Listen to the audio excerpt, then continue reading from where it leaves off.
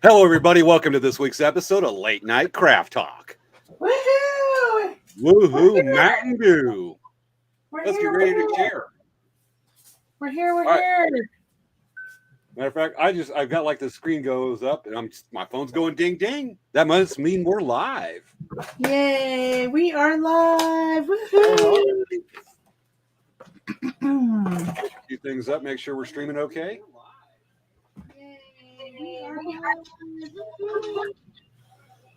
Yep. I heard us twice because I didn't mute. Okay, there we go. For those that don't know, that little going back right there was just we have a monitor that shows our feed on Facebook and YouTube. We keep that just to monitor the live broadcast. Since we're on, basically we are on 6 platforms when we do this show live. It goes on 2 Facebook pages, 2 YouTube channels, and 2 Twitch channels. We hit a lot of platforms for one live show, and we monitor some of those to make sure everything's going good. And they can be a little interesting. And sometimes if you don't hit the mute button on one of those windows on there on your screen, you get an echo. Echo. I can do that. Let's see if I can do the voice for it, because I used to be able to do this really well. All right. It's a little bit not a ventriloquism thing, but a little voice trick. All hands on deck. This is not a drill. How is that? That's actually pretty good. I actually learned that from a ventriloquist. There used to be a guy on the powwow circuit up until about the mid 2000s or so, and his name was Frank Ortega. Mm-hmm.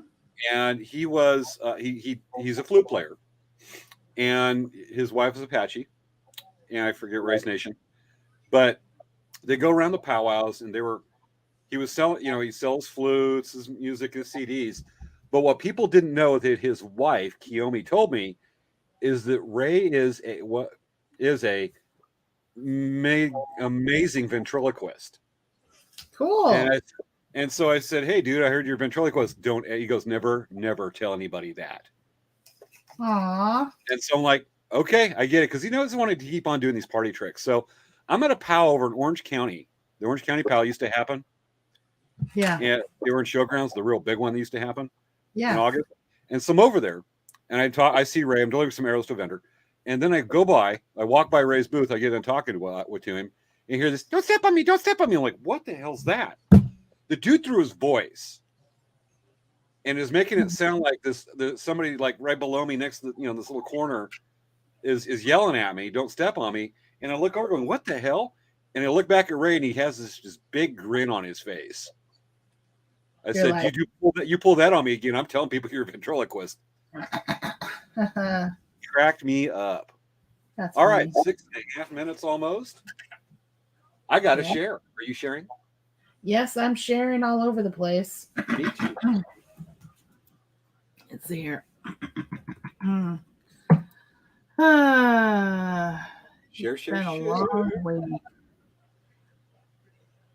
Yeah, crazy stuff. You're kidding. Share to feed, and we are live. Okay, there we go. We are live for live. I spelled liver. Oops. Whoops. They're live for this week's episode of Late Night Craft Talk. Let's tag some people. Yeah. My computer's going a little slow right now because It's going slow. Yep. Are you sure? Mm-hmm. Oh, you know what? I wonder if this helps. Stop virtual camera. The audience for the first that actually might make a big difference because I had the virtual camera going and I think it was trying to do a virtual camera and doing all that stuff. That might have been slowing down my computer.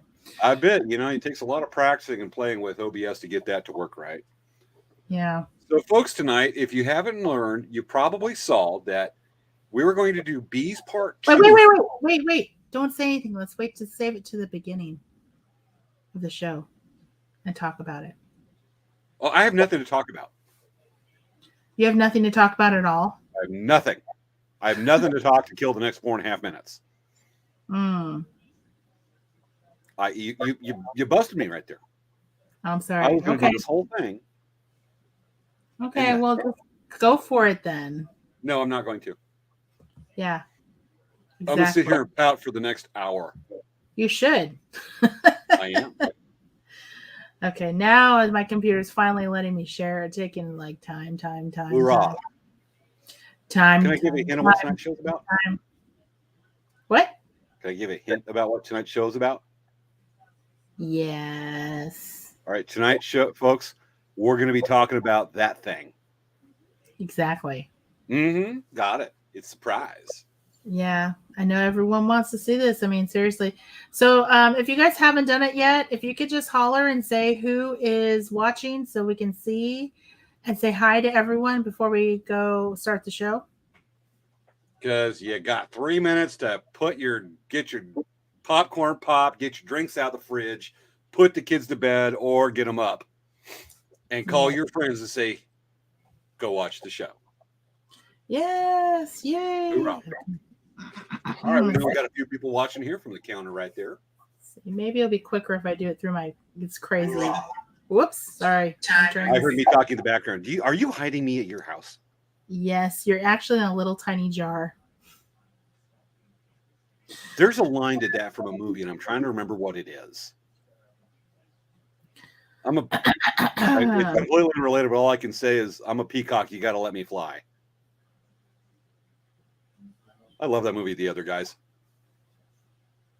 That's a really funny movie. It is. I dig it. Have you seen the Batman yet? Nope. Me neither. I want to.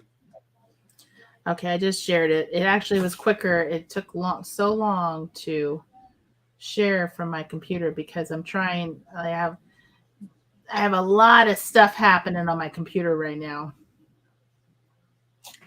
So everyone who's watching tonight, make sure that you holler and let us know you're watching so that we can say hi.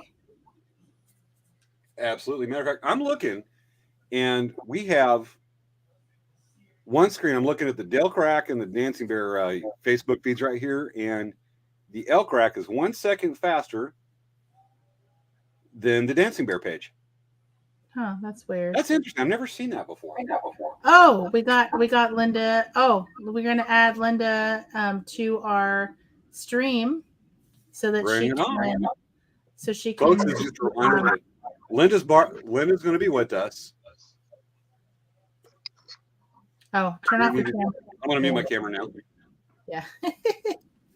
Okay. Remember, Linda's over here, and she's going to be with us this week, signing in sign language for us because we are definitely inclusive in the show. Trying to help her with her student hours. Linda, welcome back. Thank you.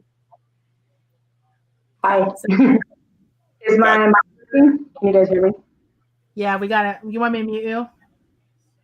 Sure. Okay, I just muted you. Okay, now we're all set up. Yeah, we have about a minute left, so it's all good. Yep.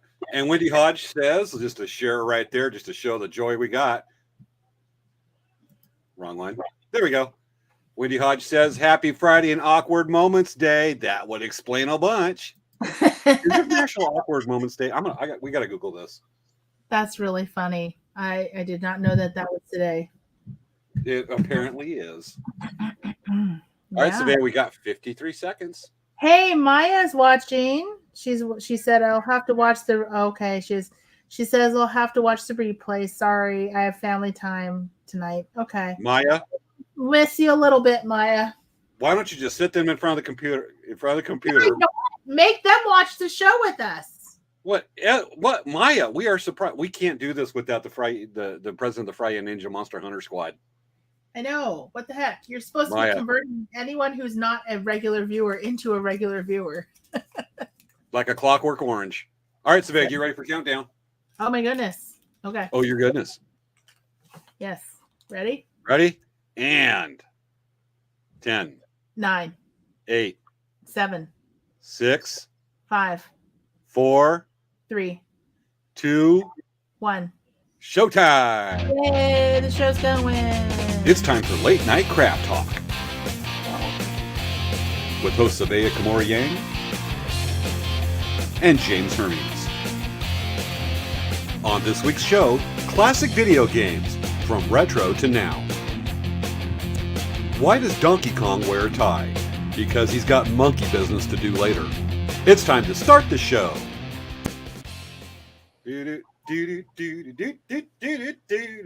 Where's Savea? I'm working on it. You're working on it. Yes. Working. I don't know. After the opening credits, I just feel like dancing. Okay, so everyone who's watching our show, we do the show every week. It's called Late Night Craft Talk, and we do this for our friends, our family, our customers, and anyone who really wants to just keep up with us awesomeness. We actually bring on all kinds of interesting guests. We have interesting topics that we talk about every week, and we're 99.9% live every week on Friday night, 10 p.m. Pacific. So we are very excited to be here today, and we had a little bit of a change in our what's happening with this week's show. James, you want to tell everyone? All right, so we were going to have part 2 of the Bees from last week. We had Dan the Bee-Man Dan on the show. Yes. That dude was so fun. I mean, folks, we have the post show. We hang around for a while after the show ends and we talk with our guests, whatnot. Dan is so cool. He was so fun. But this week we're going to have Savea and her mom Chris do bee removal and show that. But things got kind of changed. Dan's got a very busy schedule. Yes. So they'll actually be doing it at a later date, and we'll put that show out. We'll announce it, but there'll be a part 2. It'll be coming in the next few weeks that we'll be able to air that. So what we're actually doing tonight is not a plan B. We're actually going to have this show in a couple of weeks, but we moved it to this week because we've got some guests coming up. Yes. And so tonight we're doing retro video games. Yes. And from then the 70s to now, all the classics. And then I wanted to make a quick announcement. Our awesome interpreter, she actually achieved her volunteer hours. So this is going to be the last show she's with us. Thank you very much, Linda, in advance for helping us. Thank you, Linda. Yes. So we're very excited for her and proud of her that she was able to reach that achievement, because doing volunteer hours it can be hard to do along with regular coursework. So yay, kudos, snaps. Yeah, I know Linda's translating what we say. She can't respond. It's not her place. But Linda, give us a little wink. All right, cool. All right. Okay. There are some things that we planned a whole bee special tonight. Yes. And we did book an act tonight, and we're not going to be able to bring them back later. But we actually talked to B-Man Dan, and he brought in some of his little helpers. Yes, this is really exciting, guys. Yeah, little helpers. And we're going to come in with a specialized themed house band tonight. But unfortunately, the house band, it's not going to match the theme of the show. But folks, we're going to bring them anyways. This is a well-known group, and we're going to bring it out. Let me signal them out of the green room. Folks, what we are actually going to bring out is a band called the G's Bees. Folks, we'll introduce the G's Bees.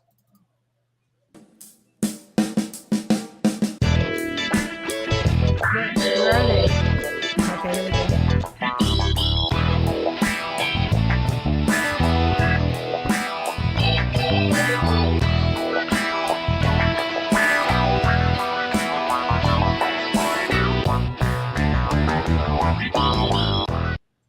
God, I love the G's Bees. Wow, that was totally Emmy worth footage there. Yes. And they have that retro 70s sound from movies that we cannot talk about on the air. Yes, and they just were so excited to come on. We just couldn't say no. So we had to let them on anyway. So the G's Bees, thank you so much for being on our show. Sometimes they have background dancers that are actually birds. Wow. With the birds and the bees. Oh, okay. Oh, interesting. Folks, cool. If there's any similarity or if it connotates the meaning of the Bee Gees, that is by sheer coincidence. Nice, nice. Matter of fact, they're so awesome. Oh boy, I gotta show off again. She's on a roll tonight, folks. They are groovy from Wendy Hodge. Yes, they are. All right. So with that, what's going on with Dancing Bear this week? So we have been selling graduation stoles like crazy. We already we were able to order another blanket. So we have more turquoise ones coming. We have a bunch of maroon ones that are also in the pipeline right now they're being sewn right now. So we're going to be getting in. We're going to have a whole bunch of turquoise ones earlier or late next week. We'll have them ready.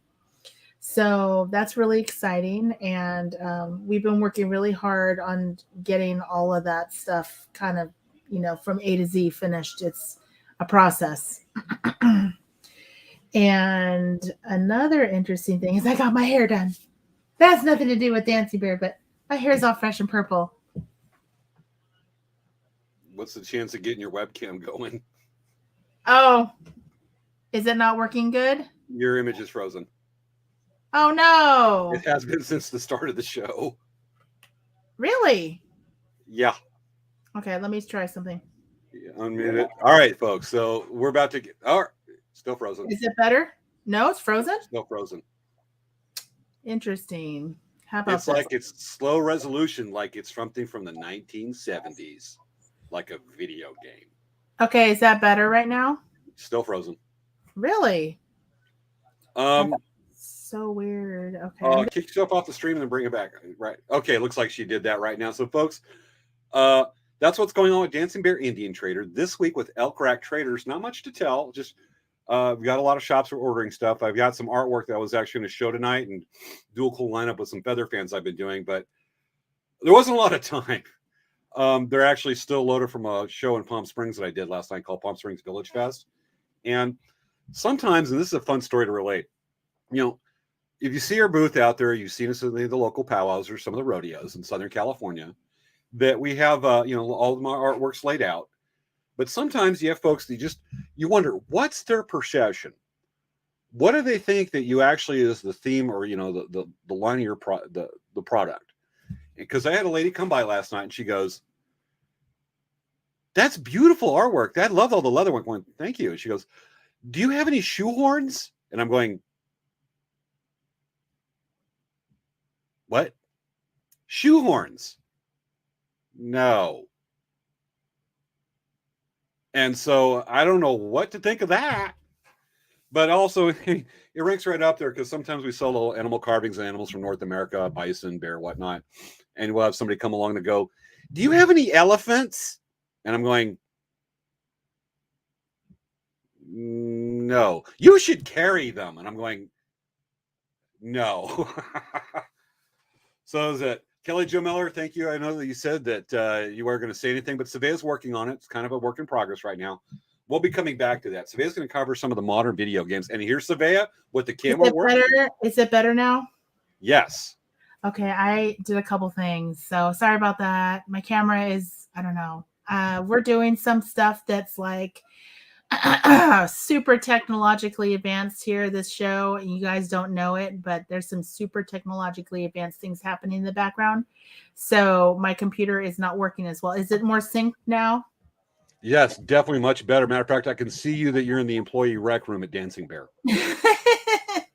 Yeah, no, I'm actually at home and in my dining room, and I usually like to have a background, but the background is taking a lot of computer memory. Oh, thank you. Oh, so you haven't seen my purple hair yet?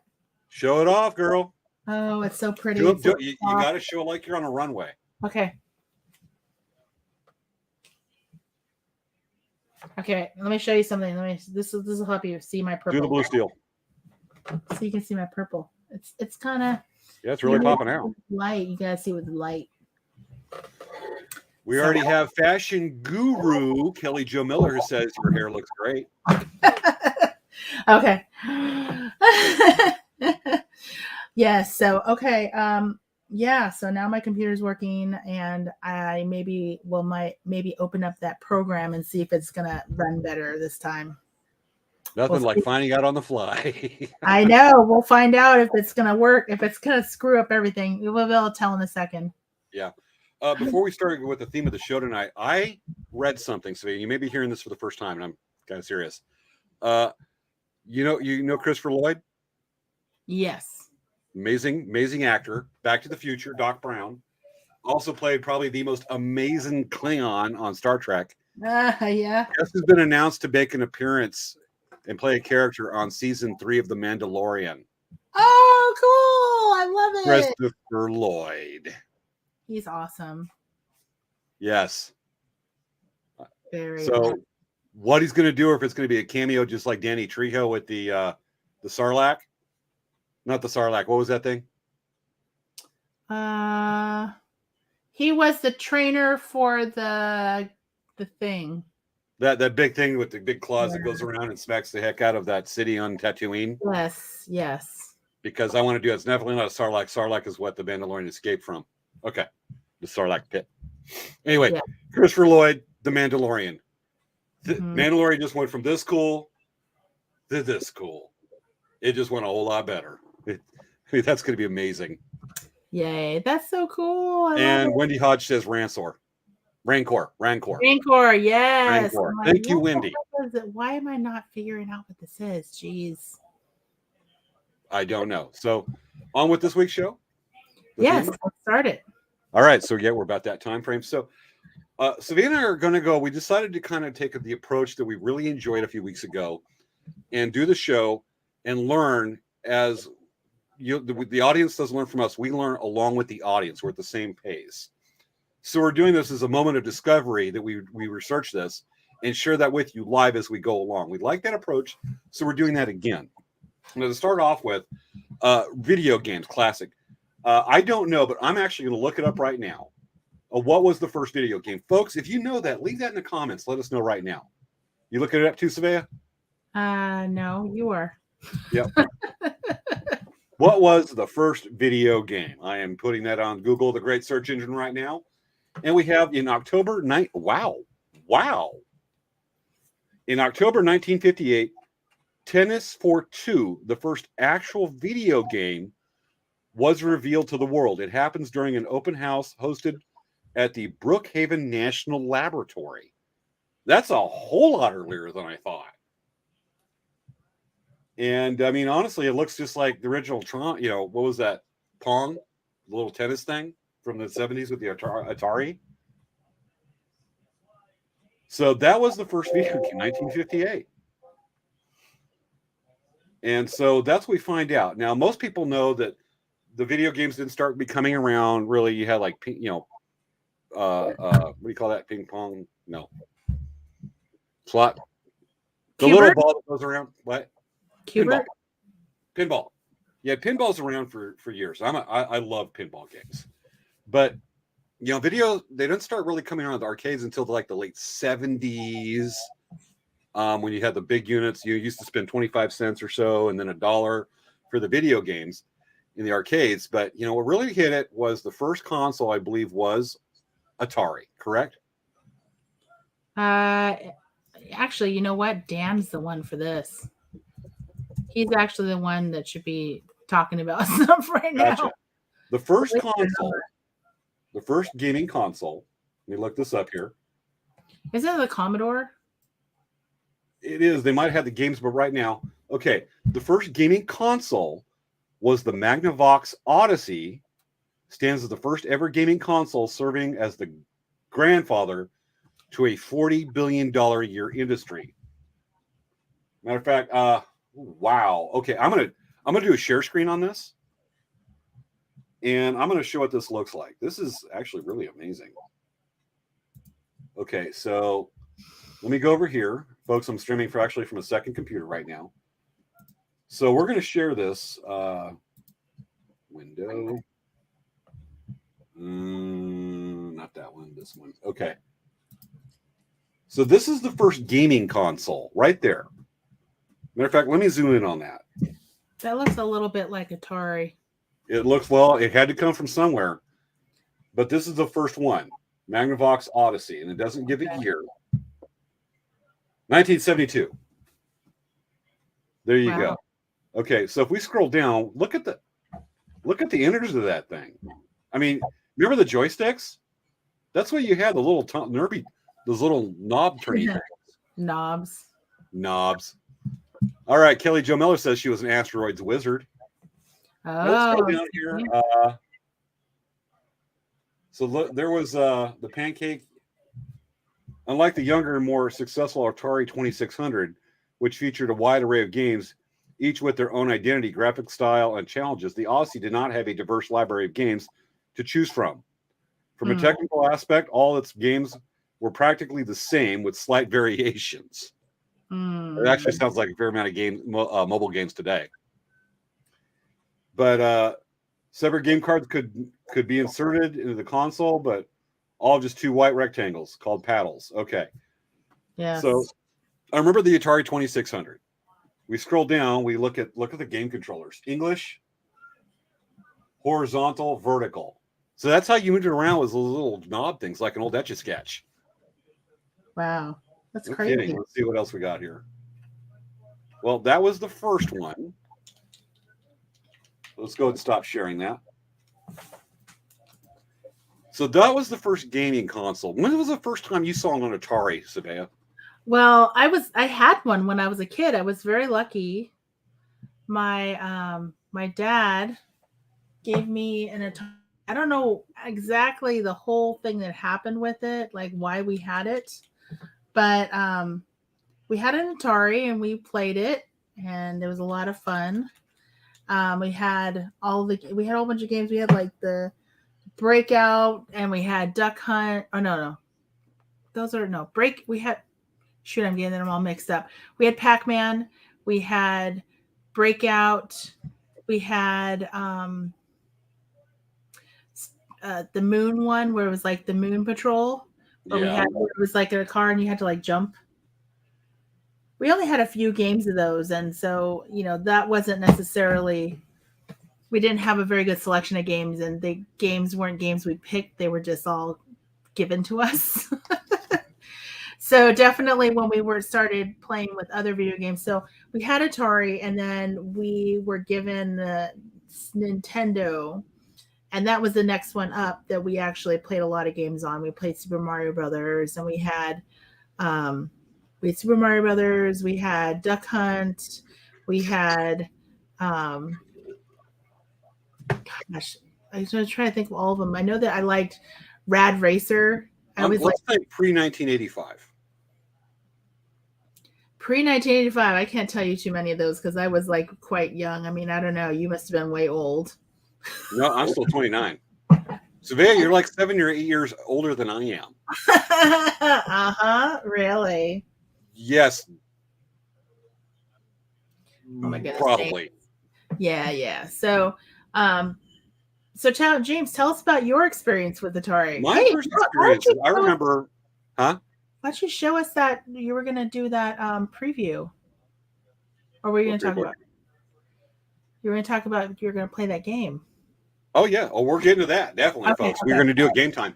My first time, as a matter of fact, seeing an Atari 2600, it was late 1970s. Used to go to this guy's place over Palm Desert. Palm Desert is, back then, was not what it is now, which Palm Desert is what Palm Springs has the reputation of being. We go to this guy named Larry's house, Larry and Kathy. And we go over there, and the kids would, they had a big backyard because it was open to the desert because, Palm Desert was not much. I mean, a couple trailer parks, a few houses. And we go over there, and Larry had a brand new Atari. The kids were like, woo, and we played that Atari all on a Saturday afternoon while the adults all go out, are outside. And family show, right? Yes, it's a family show. They would do adult beverages outside a whole lot. Okay. And we go out there and we do this like, a couple times a month. The kids are like, wow, play Atari, play the Atari. And we were playing Pong and occasionally Snake, the kind of things where kids are going, did you do it on stone tablets back then too? But, that was cutting edge right then. It was amazing stuff. And we play that. And when that went on for a while until Larry got so drunk one time he threw a gallon of gasoline on a brush fire, blew it up, and then burned his house down. And that was the last time I played an Atari. Wow, that's crazy. Yeah, so folks, I just remember that they were very hard to control. Like you would be like trying to get it to jump or pressing the button and having it go up, and it wouldn't react fast enough. And so you would like a Moon Patrol, I would like click and then jump, and it wouldn't. It didn't jump in time, and so then I ended up having to lose my turn because it didn't jump when I told it to. Yeah. Matter of fact, now that we looked at that early console, let's walk through a timeline of video game consoles. This is going to be really cool. Yes, I love it. Share screen, so let me bring it up right quick. So here's the timeline of consoles right here. And in fact, let me move it up a little bit. Let me zoom in. Okay, 1972, the Magnavox Odyssey, which we covered. Then in 1976, the Coleco, if that's how you say it, releases the Telstar console. And there it is. That's cutting edge for not now. Yeah. So Coleco was from 76 to 78, starting with the Telstar Pong clone based on General Instruments. I'll just go back right there. We don't get too much detail. All right, now we go into the Atari 2600. Released in North America, that Savannah and I've been talking about. Had cartridges that goes in there. Yeah. That sucker went. You had to blow. Remember, you had to blow in the cartridges sometimes because you were trying to. Oh, totally. I'm just trying to get these pop-ups from There's coming some up. dust in there or something. I need to change. I need to make sure it's working okay. Yeah, and then we go to the supercomputers. Now we're looking at the Television video game console was released in 1979. And then we have really quick. Go up a little. Go down. Go down a little. See the Atari. Wait. The black and the brown one from 1977. Right, no, go up. Go up a little. That's the one that I have. The 2600. That one. Yeah, that's what we had. Gotcha. I remember that old one. That's what we played back in the late 70s at Larry's house till he burned his house down from getting adult beveraged with a gallon of gasoline and a bonfire. Yes. That might be TMI, but anyway. So we scrolled down. We got 1982. The Atari releases the 5200. That was kind of the game changer. Yeah. But that's not the big one. The game changer that started to herald what used to come in is a little bit in the late 80s. So we have Atari releases E.T., often called the worst video game ever made. I forgot about that. Nice. Should we read up a little on that a little bit? Yeah, share. Oh, I remember that game was a bomb because when E.T. came out, huge. But the game, amazingly bad. Okay. All right, let's look at this. E.T., the Extraterrestrial, is an adventure video game developed and published by Atari. I remember playing this as a kid. Atari gaming console. It was based on the film of the same name and was designed by Howard Scott of Warsaw in 1982. Players must control E.T. through various screens and obtain 3 pieces of a device that allows him to phone home. They are found scattered randomly through pits. With few exceptions, critics and gamers feel it was a poorly produced and rushed game that Atari thought would sell purely based on brand loyalty, the names of Atari and E.T. Mm-hmm. Owing to the lengthy negotiations to secure the rights to make the game, Warsaw only had 6 weeks before its scheduled release to develop it. And it was being signaled as the downfall of Atari. Okay, we got to cover that for a minute on right there. Yeah, that's crazy. So we'll come back to that, but E.T., that game was the bomb. Hi, Dan. Move a little bit to your left. I know, Dan. Right. He's getting a snack right now. Gotcha. He's like, I need a snack. Hey, you know what? I had a kid, scout during the pandemic started going up. We had scouts who were meeting on Zoom. We had a scout meet with the kids I work with for High Venture called Venture Crew. Kid's right there. He's got his virtual background right there. He's got his headphones on. We're talking, and the dad walks by in his underwear and slippers, going, "Honey!" Oh my god, that's so funny. He's like this, and I see that and went,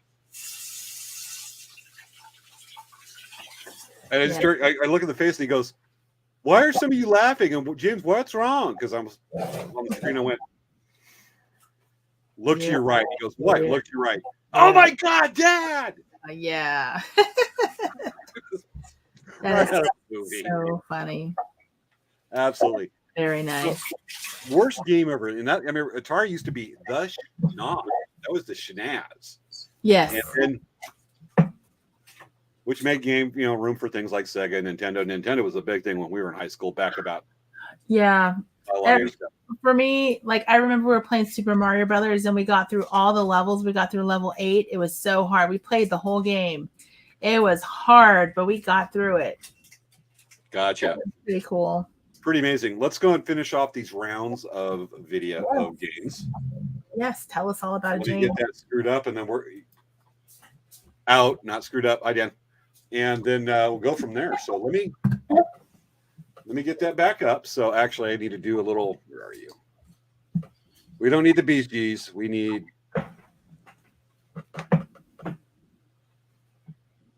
that. There we go. And apparently, I have a pop-up. Oh no! Shit! I'm sorry. Sorry. And more pop-ups. Okay. Sorry, guys. 1982, Atari releases ET. We scroll down. We have Atari releases the 7800 in North America, or as simply as the Atari 7800 video game console, re-released by Atari in June 1986. Okay, that's weird. Nintendo 1985. That's when things started. The game changers started coming around. Nintendo. That's the one I had.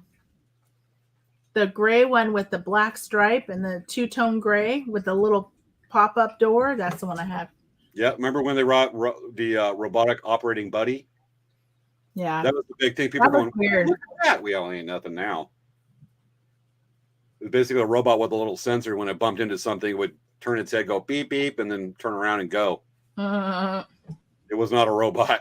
It's just piece of plastic looked like one. All right, we scroll along. We have Sega's first release, the Master System in North America. Then the Sega Genesis. I remember that. I love the Sega Genesis. Oh my gosh. That's one we started using CDs that you put in there. Mm-hmm. That's when things really stepped up. NEC releases the Turbo Graphics 16 in North America. SNK releases the Neo Geo. Mm-hmm. Then we go to the Sega. We start getting to the Sega. Remember? Sega. Mm-hmm. That old thing. Sega Gear released in Japan. Then we go to Super Nintendo. Remember that? Mm-hmm. There's some people didn't like their controllers. I remember that from a long time ago. And then we go to the Sega CD in North America, 92. Atari releases the Jaguar North America. This is when Atari was still trying to just reclaim its glory days from 10 years before. 94, Sega 32 released. I had that one. And I remember bringing it to college, and I played the Lion King video game on it. Amazing.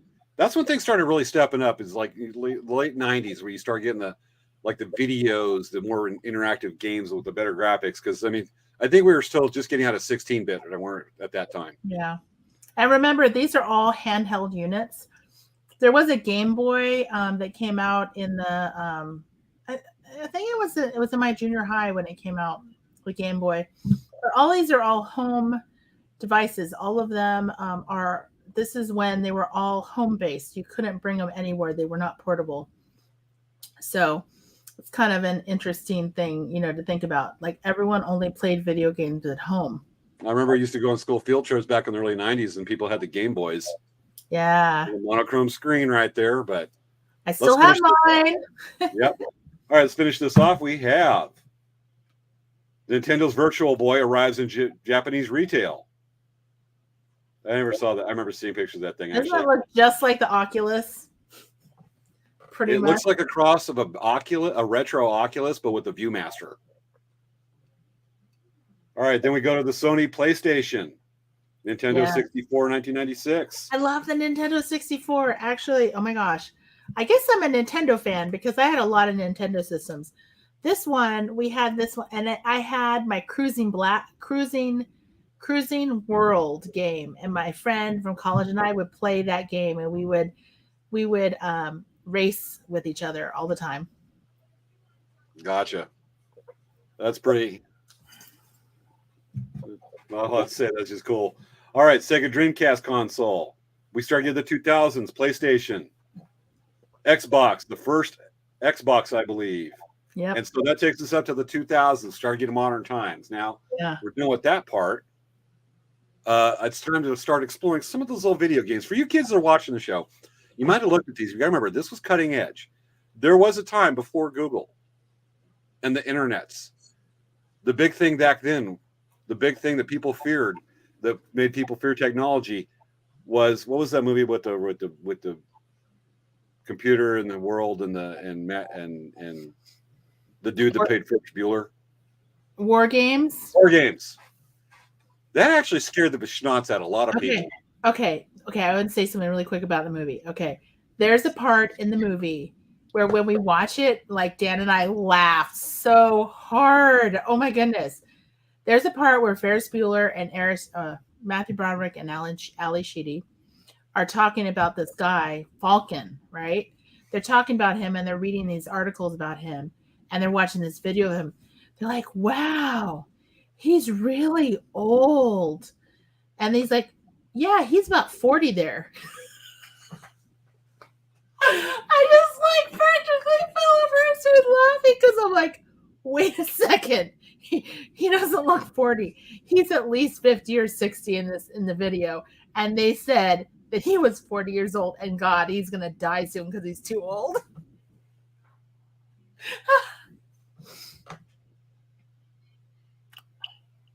We're not in that age group. Okay. Oh, it is. But I'm just sitting there going, we're not in that age group. It made me laugh so hard because I'm like, wow, really? Oh my goodness. Holy moly. Yeah, I had a kid a couple weeks ago. His younger kid goes, do you need a wheelchair? Because you're really old. I'm going, it was an innocent question. I'm looking going, how old do you think I am? He goes, like 80?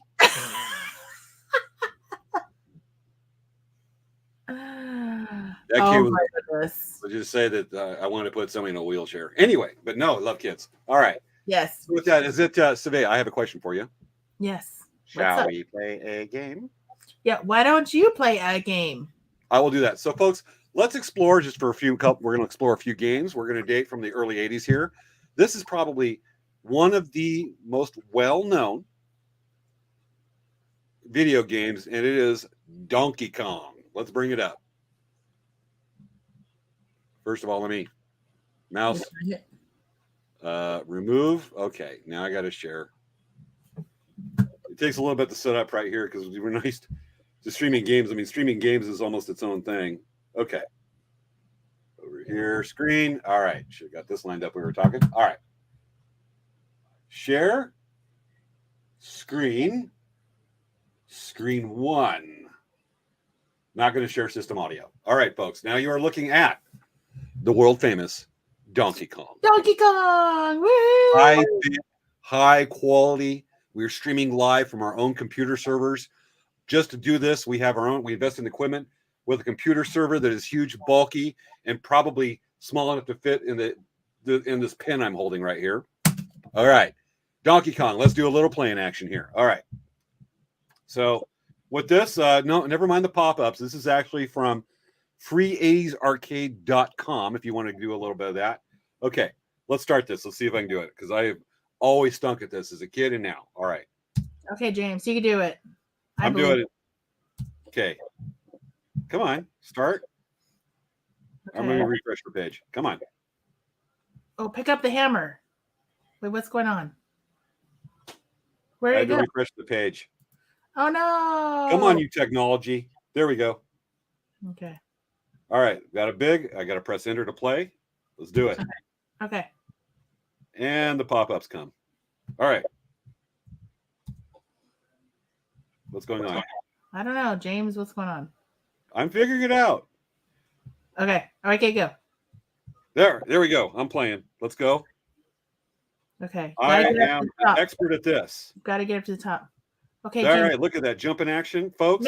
Make sure to go and get the hammer. There's a hammer. Yeah, that's the hammer. Okay, you got to jump. Oh, you're not going to make it. Survey, you distracted me. Sorry. See, there's a hammer in the middle of the screen. You can go pick it up. Oh, I see it. Okay. All right. Let's try this one more time. Oh, move over. Oh, you almost got. Oh, I'm just an escape artist. Come on, up. There's a jump. All right, jump. Oh. Survey, you distracted me again. One more time? One more time. One more time. It's a lot easier with a joystick, folks. God, we were playing this before the show, and I got it like almost there. All right, I got in the third level. Okay, go get the hammer. Go get the hammer. Oh, I think I'm out of lives. Game over. sorry. All right, so that was Donkey Kong Revisited. That was huge back then. Hey, what about Space Invaders? Is Space Invaders there? Let's look. Let's see if we got Space Invaders. Let me go. Just scroll down. You know what? You should have Space Invaders. Let's take a look. This is we get rid of that pop-up. Close. All right, we got Space Invaders. All right, so let's give this a try. Let's see if we get that twice the size. Unfortunately, the pop-up window is huge. All right, then we got to go down. Okay, let's give it a try. Yes, let's try it. All right, player one. Okay, go for it. I'm killing him. I'm killing him. Come on. Oh, get out of there. Oh, don't. Look at that. I'm a machine. I'm an alien killing machine. Really good. You're doing really good. Not so much. Oh no. Wendy, you distracted me. Yeah, stop distracting James, Wendy. Yeah, Wendy. Yeah, it's Wendy's fault. It's Wendy's fault. Yeah, it is. It's totally Wendy's fault. I'm just gonna hang here. Oh, yeah, watch out. Get the guys on the get the guys on the bottom. Well, what just happened? You didn't move and it shot you. It didn't. Well, that was Space Invaders. You want to try it one more time? Okay. Yeah, try it one more time. Let's try it one more time. Yes. This is pretty cool that they have all these old video games that you can play. These aren't old video games. They're modern. They're teaching us how to do it. Remember the last Starfighter? It's training to save the universe. Starfighter. That was a cool movie. That was like the one with like original computer generated. I think the actual first movie that was computer generated was Tron. It had Robert Preston in it, which is awesome. He's amazing. And Jeff Bridges. Oh, almost got me there. Yeah, almost. All right. What just happened? Yes, you have to move it. You got to move right away because, yeah, okay. Well, don't depend on me to save the world in the 1980s. I know. I mean, if Space Invaders came, you definitely would not be doing the world service. Apparently. Sorry, James. I just thought I'd you know what? Here, Wendy Hodge, just get a fact. I am going to put this up right quick. Yes, I think that's pretty interesting. As soon as I get it. All right. I forgot about this, but this is cool, folks. Look at this. They bulldozed all unsold ET games in a pit. Supposedly, if someone had a copy of that game today, it would be worth a big bucks. Yes. I remember that happening. Actually, not within the last 10 years, and I think it was probably between 6 and 9 years ago, that a lot of these games were actually buried at a landfill in New Mexico, this town over in eastern New Mexico. And they went through and they were looking for some game, one of the cartridges that would work. And they went through like archaeologists going through and finally found the game consoles where Atari had actually bought them up and buried them at this way out in the middle of nowhere landfill. And they were able to start finding the cartridges, but they couldn't find one that worked. And there was a lot of time. And they were doing this like a really, like, think like, you know, high-end archaeology like ancient Egypt, but they're digging up plastic gaming consoles from within our lifetime. Mm-hmm. And they couldn't get one, but they were looking for it. And just a neat little fun fact. Almost forgot about that. Pretty cool. I have a game from my old Atari that's called like, I think it's like Where's I Want My Mommy. It's like it's this game where you're like this kid and you need to get the teddy bear, or you're a teddy bear and you need to get to the mom, right? And so it's just like it was kind of a really dumb game, but apparently that game's worth something now because it was just like such a weird dumb game. It's kind of like Donkey Kong, but you had to like go around and like it make this noise. I remember that kind of. Matter of fact, I remember, and it's dates from I think the 90s was the worst video game ever made. And I think, let's see if I can confirm this. Worst video game ever made. And it was actually, what is the worst game of all time? Not what I thought. Superman. Worst video game of all time. Superman listed was the worst game of all time by Game Trailers. The worst game on a Nintendo platform by Nintendo Power, and as the worst video game adaptation of a comic book by both GameSpy and Game Daily. Interesting. Movie apparently called the worst video game. Okay, 25 worst games ever invented, ever designed. And Gravity Games, Street Vert Bike, Postal 3. God, that was bad. Game Party Champions. These are actually all modern. Okay, I'm gonna Google this a little bit when we talk, but there's actually the worst game. It was in history since the development of games, apparently in the 1950s. There's this game, and it came out in the 90s, and it was actually a driving simulator, and it's said to be the most realistic game that applies to daily life ever. You know what I'm talking about? No. Okay. This is a game where you literally you drive on a road that's straight, and the game is about I believe it lasts anywhere from 11 to 14 hours. Really? And your job is not to fall asleep and stay on the road. Oh That's my goodness. Yeah, that's not a very fun game. No, but that was seriously a game, and it was a test. I mean, it is real world. How long can you drive on this road and stay awake? Mm-hmm. But that was the game. It's voted the most realistic, the applicable to real life, and probably the worst game ever made. Yeah, sounds like. And I'm going to keep on looking this up as we get chances here and there. I'm going to look that up, but that is something. So we looked at a couple of classic games. Are we ready for some modern games? Yes. Let's take a look. And by the way, just so you know, James, I was able to get my modern game prepared and ready for viewing. So it's all ready. Hoorah. Yes. Okay. All right. So let's talk about modern games, James. Modern games? Yeah. Okay. So, the detail you get with modern games is compared to 30 years ago. I mean, we're looking at 8-bit. I know. Minecraft. We saw some of the pictures. We saw some of that. We went to 16-bit. Now we're up to such a detail that you get movies that look so realistic, like Late Night Craft Off the Game. Yes, exactly. This is actually like a legitimate game. It is. Most people don't know it even exists, and it's in production, and it will be in toy stores everywhere for Christmas. Yeah, seriously. Some of the details on these games that are come over that games that are designed now that kids play are actually used in that same system trains pilots, fighter pilots, and the games are so real. The games are so interchangeable with reality that you have pictures, ones that are used for simulation, with VR for real, and they're computer generated games that are used for real life training scenario for some of our soldiers. I've actually seen, and I forget the Marine Corps name.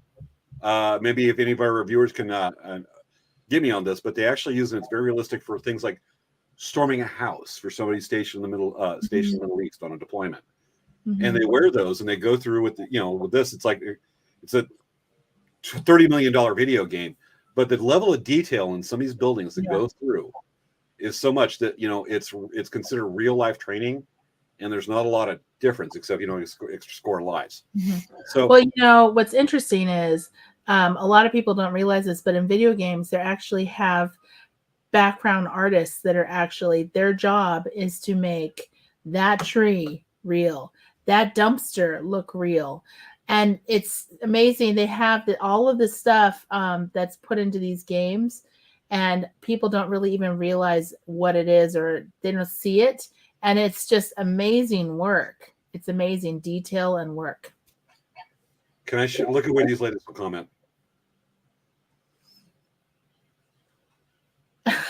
We're going to post that now. Let's share this. This is okay. Folks, we had a self-improvement episode a little more than a year ago. And we did the infamous face mask episode where we put on the mask, and I had to number one. Yes, it was hilarious because James was putting the mask on like shaving cream. He's like, And it was a tour de force of guy ignorance. It was funny though. I started laughing uncontrollably. Yeah, we got to put it out there. Did James have to apply a face mask successfully in order for us to level up? For him to level up, yes, for sure. Yeah, if you I honestly don't play many video games. I watch a little bit. I didn't. If you put on a face mask correctly, you would definitely level up. To what team and what game? To be invited to girls' night out to relate? Life? Yeah. Hey, James, we're like, our show is just like going crazy, like time-wise. I know. We got to get you streaming there, girl. I know. So I want to show you guys. Okay, so earlier you realized I was just talking about the different game systems I had, and apparently I am really very much a Nintendo girl. I've had a lot of the different Nintendo systems. I'm a Nintendo girl in a Nintendo world. And so this Christmas, I got Dan a Nintendo Switch for Christmas, and I ended up pretty much using it all the time. Okay, you know what? That's like the husband that goes to the hardware store to buy a birthday present for their wife. To buy tools they'll use. But you know, the thing is, I swear, I really bought it for him because I thought it'd be fun. Because like we played PlayStation together, we played Lego Dimensions together, and had a lot of fun playing together, like playing the video games. And we like to achieve tasks together on the game, so it's a lot of fun for us to do. And I was like, you know, this Nintendo Switch. What's cool about it is that it's the regular Nintendo Switch. It actually can be a portable game device, so like a Game Boy, but then it also can connect to your computer or your TV, and you can use it like a regular home system. So it's really cool because it's literally 2 for the price of 1. And so I actually have a small assortment of games. And one of the games that I started playing is called Animal Crossing. And I was thinking, okay, one of my other friends is playing Animal Crossing. And I'm like, yeah, you know, I don't know if I want to get involved in it. I'm like, I don't know. My niece plays this game. I have friends that play this game. So I was like, okay, let me try it.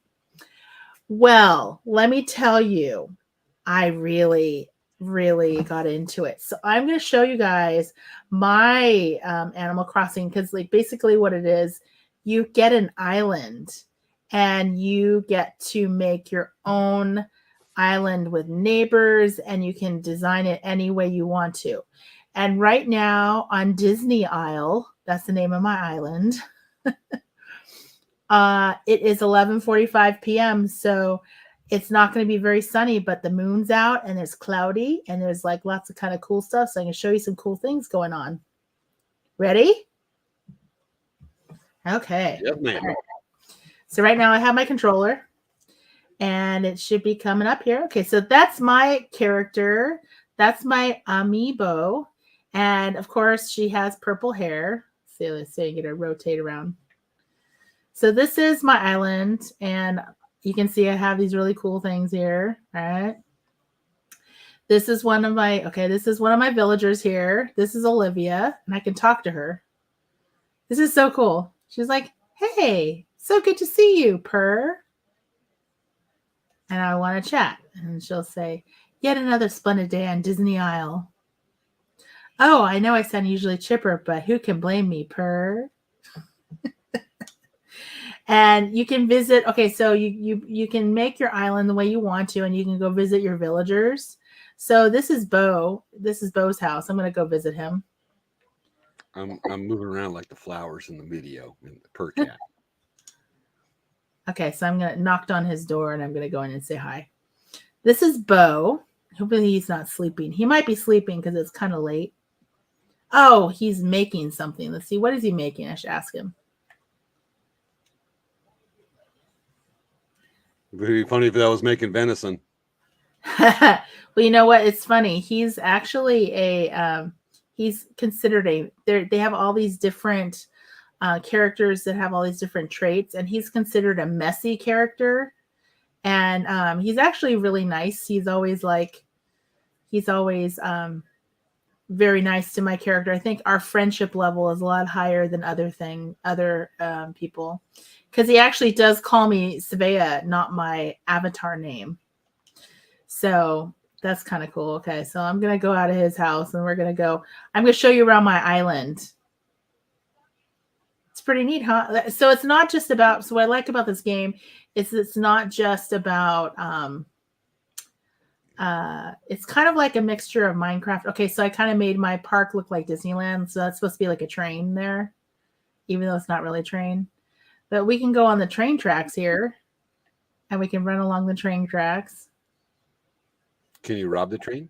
No. Coolness factor went down. Aww. Okay, so that's a money tree. It's kind of a little hard to do because it doesn't respond as quickly as the video game because it's streaming. But this is my little dance area. Dance area. Yes, and then here I'm taking the train track around. And actually, I should tip it up so you can see them running. So you can see I'm behind that.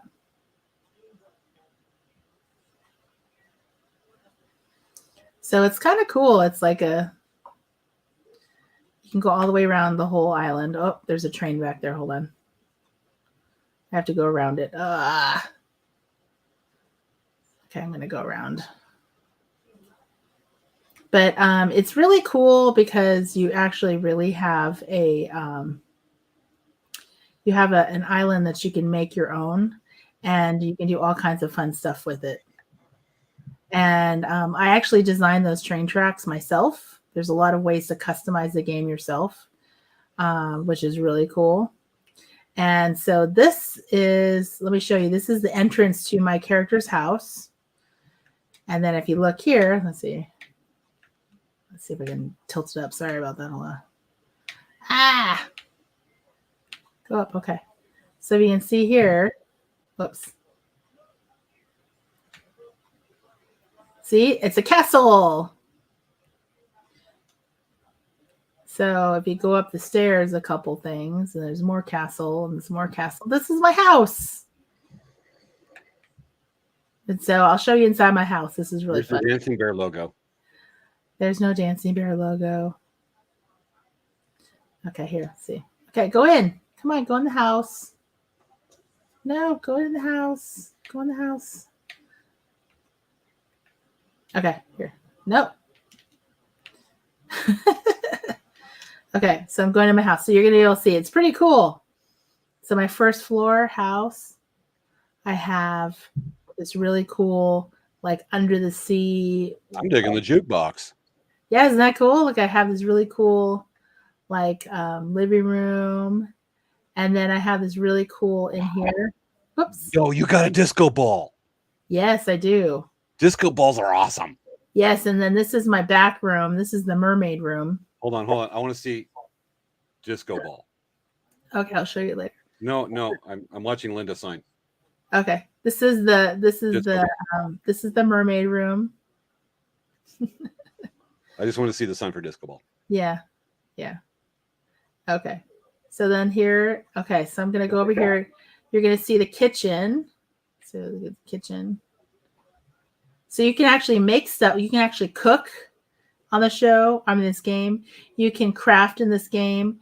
You can interior design with this game. You can do so many different things. So that's my kitchen. Isn't that cute? And then I'll show you. This is actually, this would be so cool. I would totally have this in my house if I had like a whole bunch of rooms to do whatever I wanted to. Okay, so let me show you my room, this room here. So yes, that's a jukebox, and yes, that's a disco ball up top. But in here, this is one of my favorite rooms in my house. This is my closet room. Not enough shoes. Huh? Not enough shoes. Yeah, there's not a lot of shoes in here. Okay. Let me go sit down on my couch. Okay, look at this. This is really cool.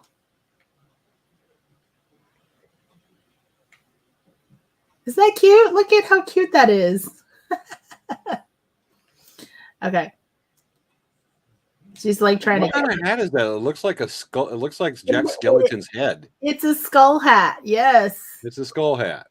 Yes. So your avatar is kind of goth a little.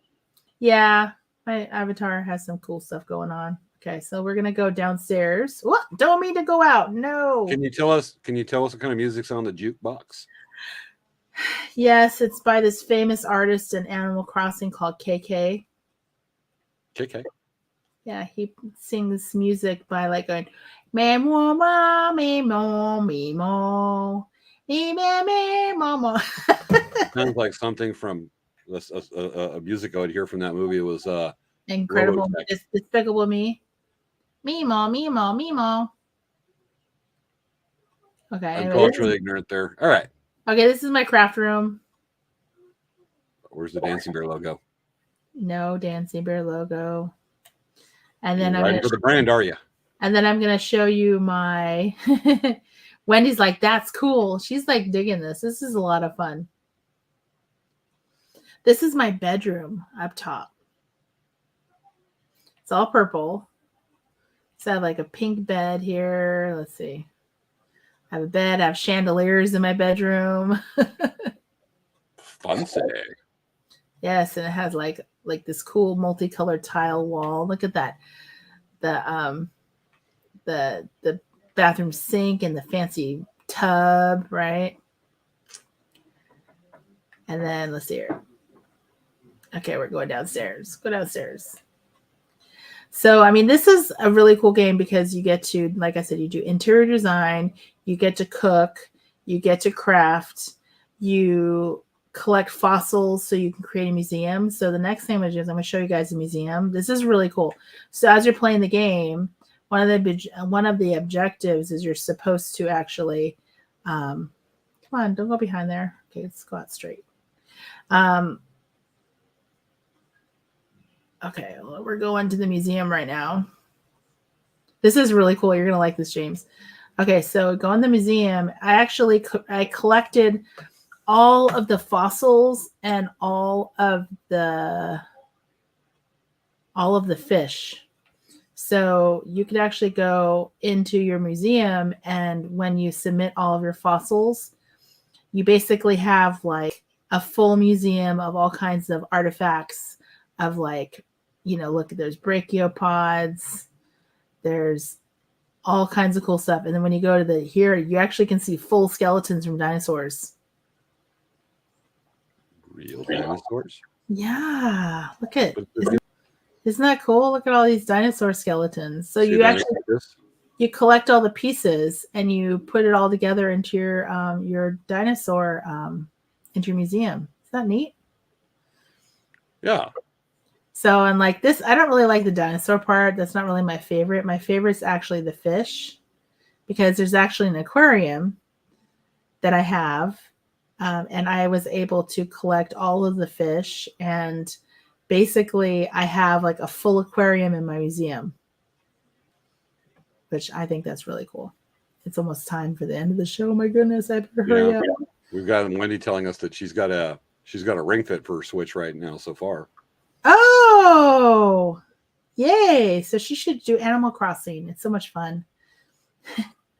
So look at this aquarium. Isn't this neat? Like there's all kinds of fish to see. And my favorite part is the ocean one, because there's actually, let's go here. Gotta go this way. Come on. There's a little bit of delay in the streaming. Definitely, if I want to stream more, I need to get a faster streaming video card. But okay, look at how cool this is. I have sharks in there.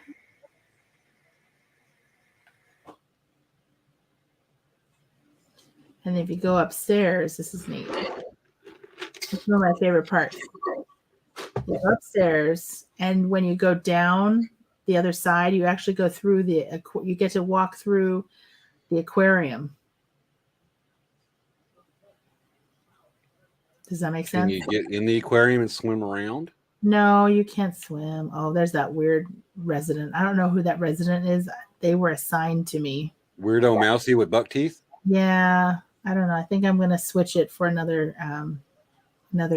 villager. Okay, so look at this. So I'm going to walk down into the water. Isn't this cool? Yeah. So California Science Center has a little tunnel like that through an aquarium. Look at, there's a hammerhead. You see the hammerhead? Yes. Isn't that cool? Sharky gonna bite you. That is cool. I like this museum part. I think this is really a fun part.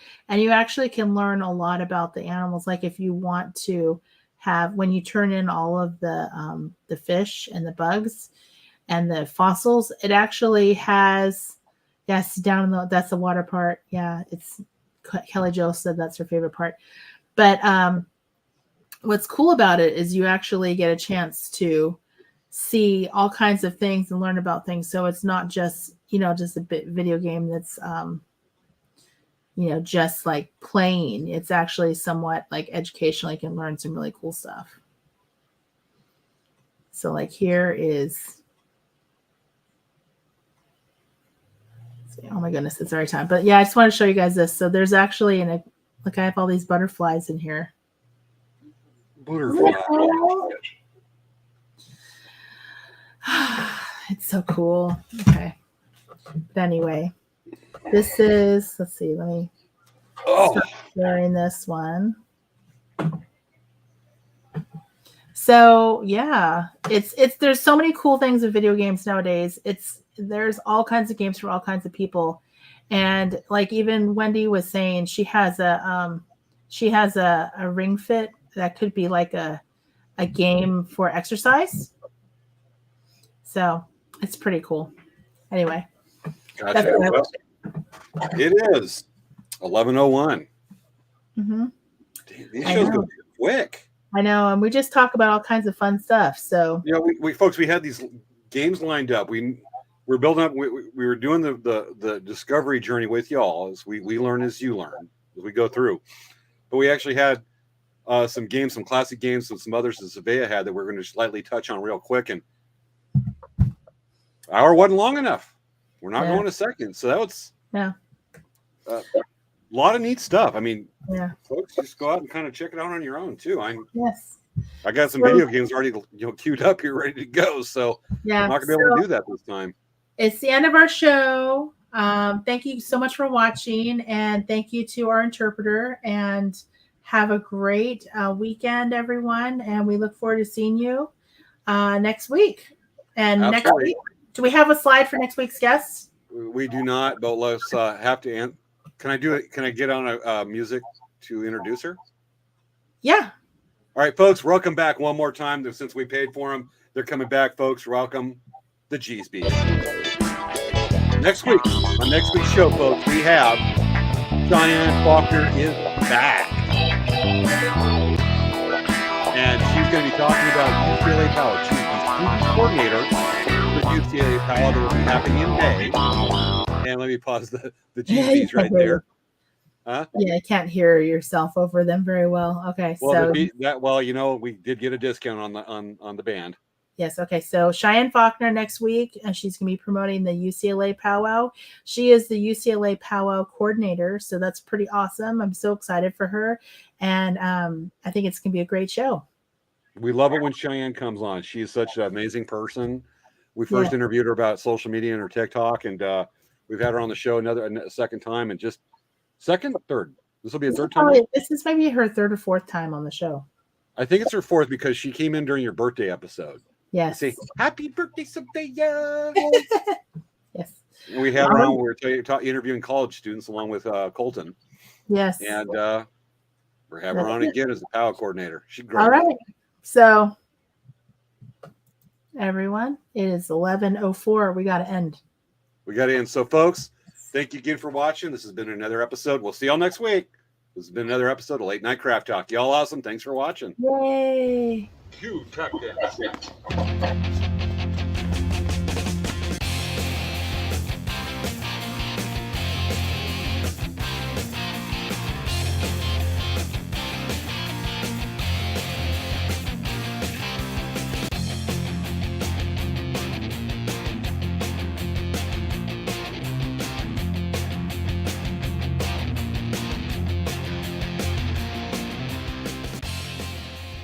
Oh, ain't he cute?